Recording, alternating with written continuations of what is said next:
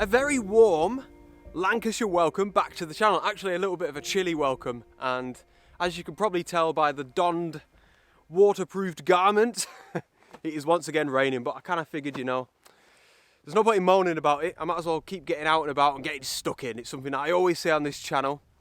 Just get out in it, and if you can hack it as well, these are mint conditions, as I always say, to get out with your camera. It's not even that bad. I'm definitely over exaggerating. It's like spitting at the minute.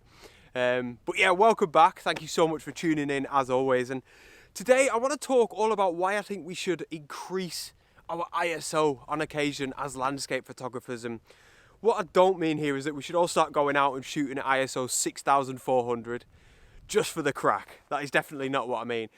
I just think that on occasion, you know, we come across photographic situations where we might need to increase our ISO to get the shot or to get the best sharpness out of our image. And I 100% am a real perpetrator of this. I am very reluctant to increase my ISO, and I'm probably making this video more for myself than I am for you guys. I think for the most part that's a good thing, you know.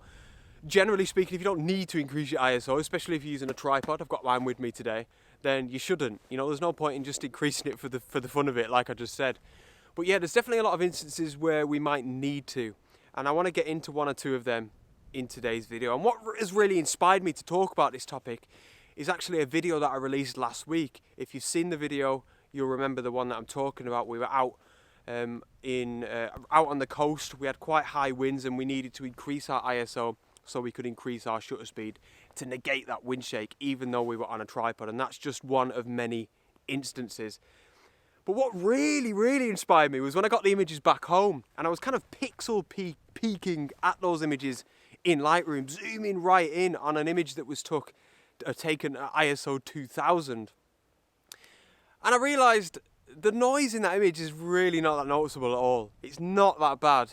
It doesn't bother me, and actually that was without even using any sort of denoise software in post-processing.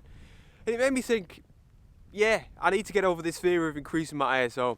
So I'm going to almost sort of deliberately push myself into situations in today's adventure where I need to increase my ISO. Like I said, I've got my tripod, and that's because I'm going to be hiking up to a particular subject where I want to show you a situation where we might be kind of forced almost to increase our ISO even using a tripod. It's nothing to do with wind shake this time around. So yeah, as always, I would love for you guys to come along with me. Let's crack on.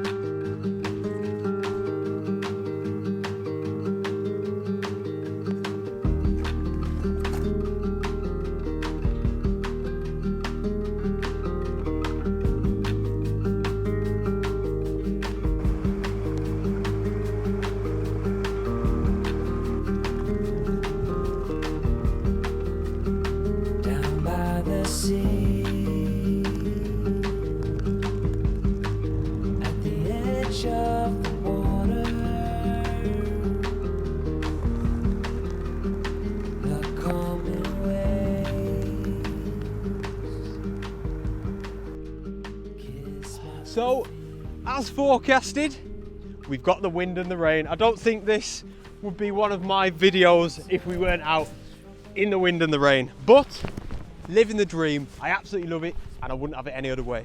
I love British weather. So, stunning scene behind me, I hope you can see, and we've actually come up into some of the fells a little bit more. We've gained a little bit of height, and I really think this sort of, the bleakness of this landscape now is really coming into its own, you know. I feel a lot more inspired, put it that way, now I'm a bit higher up. So you can see down here this kind of collection puzzle of walls, these kind of, I don't know, I think they're these kind of modernised dry stone walls. Really beautiful subject for us as landscape photographers. I don't know what it is, please comment below. I assume it's somewhere where the farmers herd all the sheep together, perhaps. Terrible, not a clue. But, like I said, it's a nice subject for us landscape photographers. So I'm going to stick him down in the bottom right hand third of my frame. Compositionally, and then hopefully you can see off in the background we've got just this small bunch of trees actually, And as simple as this composition is, I think it's going to work, you know, and I'm trying to tell a story of the bleakness and the isolated feeling of this landscape. I really like that, you know, the nothingness. I think it's something that's really positive that we should embrace. I think that could be a real general statement, you know. Find out what is special, what is unique about the landscape that you're in, especially if it's your local area, and embrace it, you know. Try and tell that story with your photographs. On that note as well, I'm actually getting quite a lot of the sky in the frame. Although it might look, you know, boring, flat and overcast, it's not. I've spoke about this loads. Grey, the colour grey has got a lot of negative connotations, but as far as I'm concerned, it is gorgeous, you know. When we've got detail in the sky like this, we've got all these beautiful different shades of grey up there that we can bring out and in post-processing, and I'll definitely be doing that. So for that reason, I'm including quite a lot of the sky, or probably just, you know, I say quite a lot, maybe the top third of the image, something like that. So hopefully that's a good explanation of the elements throughout this image. You know, it's a nice bit of depth. Hopefully the viewer, yourselves, when you see this image, you're going to understand the journey through this image, and fingers crossed, a story being told. Now let's get on to ISO, because that's what this video is about. One of the main reasons why I wanted to make this video, and again I'll go back to something I said at the start, probably doing this for myself more than I am for you guys, is to try and get into more of a habit of giving myself permission, like, let's say, to actually shoot handheld and not be so obsessed with using my tripod all the time. And I've got this kind of idea in my head that, you know, on a photo shoot I might come back sometimes with one photograph that I'm really happy with, but I think it would be nice to, again, give myself the permission just to shoot handheld, take some images like this. You know, they're not going to be incredible, they're not going to be world beaters, but at the end of the day, ultimately it means I'm going to have more minutes using my camera, more minutes using the creative parts of my brain, get them juices flowing, thinking about settings, things like that, and kind of stacked up, piled up all over the space of a year. That's going to be a lot more minutes with your camera. It's something I spoke about in my last video in the woodland. So I hope all of that makes sense. So for this particular image, I'm shooting at f9. I'm focusing on these walls down here. I've got vibration reduction turned on my 16-35 lens. I'm shooting about 18mm, by the way, for this shot.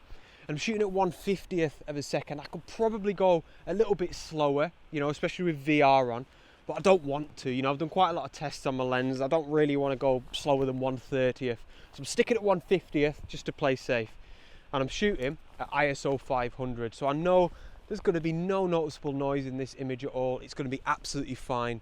But the main thing is here, and I've actually got the camera out, I'm shooting handheld, and I'm comfortable that this isn't going to be the best photograph in the world. But like I said, I'm getting those creative juices flowing, and that is worth its weight in gold. I don't know if those are droplets all over the lens. Sorry, guys. Yeah, I don't think it's too bad. So let's grab that shot now. Exposure's looking spot on. So I'm focusing on the walls down there. Straight out the top drawer. I actually think as well, I'll show you this image now, I hope you like it. I think this will be a wonderful spot and a wonderful composition to return to when we have snow.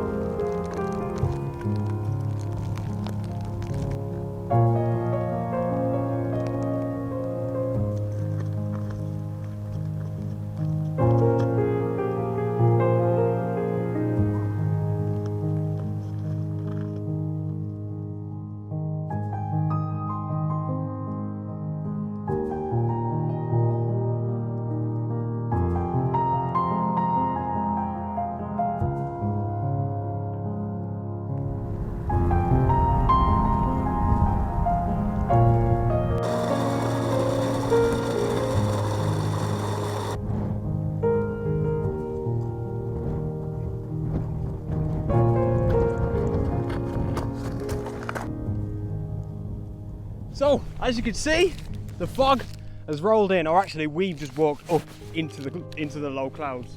But visibility is not great. However, two things really. It's given the landscape a very nice atmosphere. You know, this suits these kind of bleak, Notting landscapes, which I've been saying throughout this video really, that I really like them. So I'm going to stop, have a bite to eat, nice little trek bar, bit of water, and then we'll carry on up to this subject that I've been wanting to get to, so we can use the tripod, we can talk a bit more about ISO in a different situation, and that subject's not really going to be affected by any of the lack of visibility, let's say. So I'll see you up there.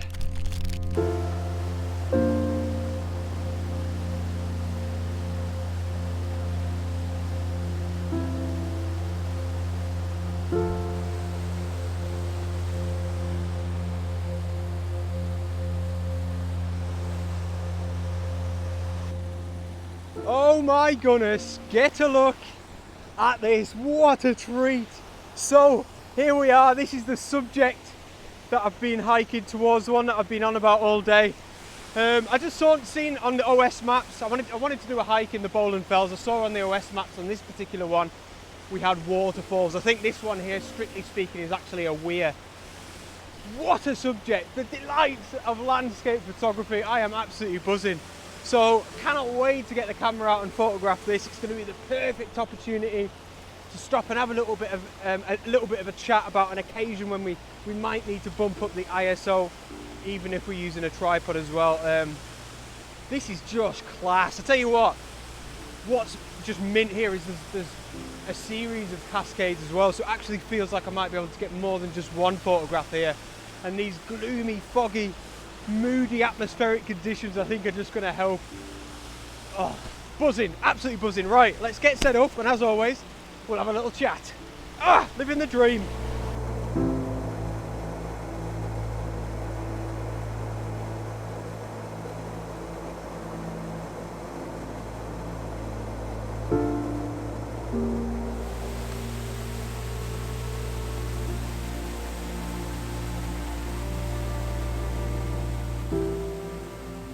So I hope you can hear me all right. I'm trying to sort of face away from the waterfall. This is one of the benefits of the high amounts of rain that we've had recently, is this thing is absolutely roaring, and it's making for a much better subject than it perhaps did in the summertime. This is amazing, honestly, proper happy about finding this. So, set up, and look, let's talk composition before we get into ISO.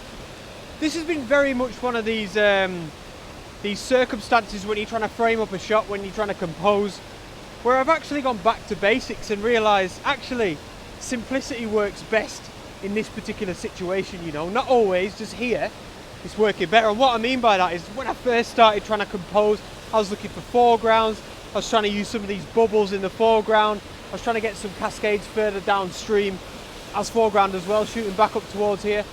And I quickly realised that no, just a straight shot of this beautiful fall here is perfect. You know, you don't always need foreground, you don't always need to mess around so much, all right? So simplicity is key with this one. What's fantastic as well is from this perspective here, where we're a bit higher up, you know, this is like chest height here, with the wide angle on, I'm shooting with my Takina 11-16.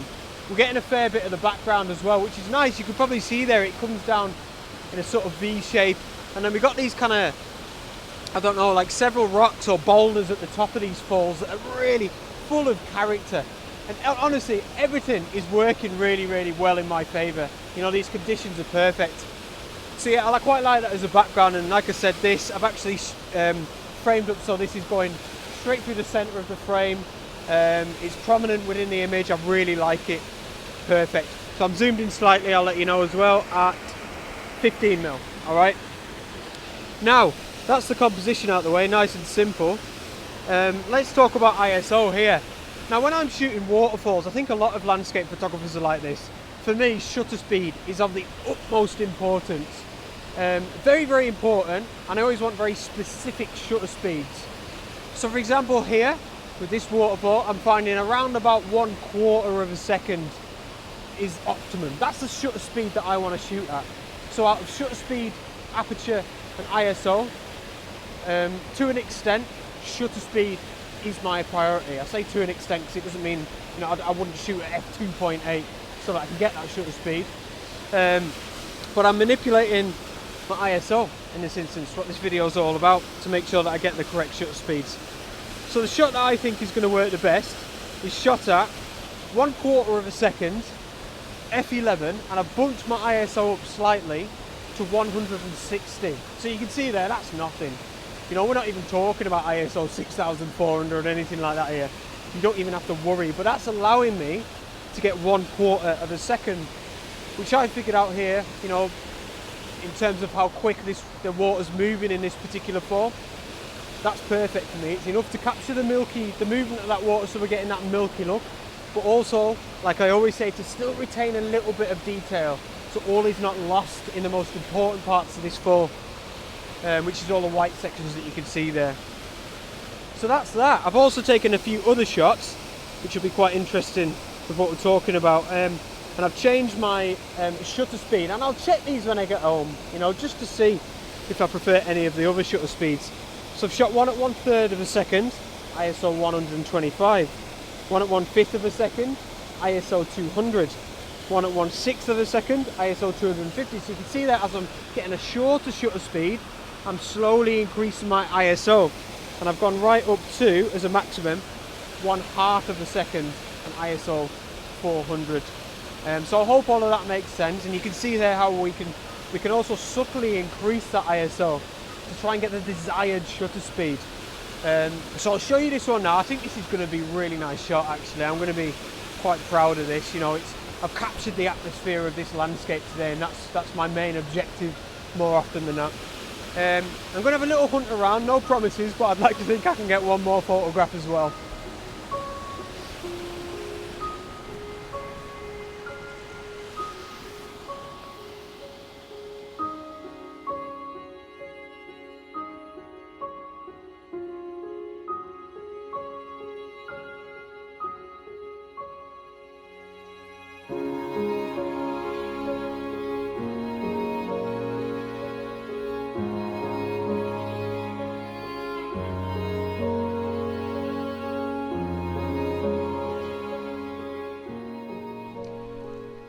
So I think in my excitement, my enjoyment of that photography, I've not realised how much it's been raining. I am absolutely drenched. The bobble hat's in bits.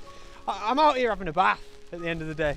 But that was so much fun. That was class. Landscape photography, living the dream.